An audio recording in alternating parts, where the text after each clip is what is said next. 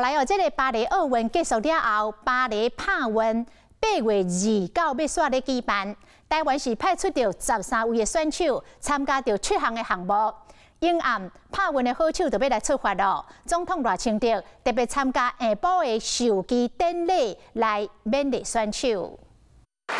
我们要打造台湾体育发展的新里程碑，来讲好有没有？好。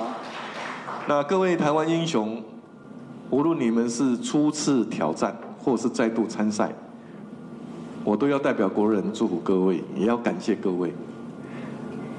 像台湾蓝雀一样灵巧敏捷，像台湾黑熊一样勇敢无惧，以坚定的意志和不屈的精神迎接每一场比赛，创造属于自己的荣耀时刻。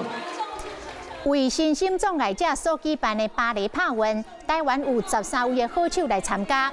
赖总统讲，政府会用甲奥运同款的资源来支持着帕运的选手，嘛希望全国的民众继续来做台湾英雄上强的后盾。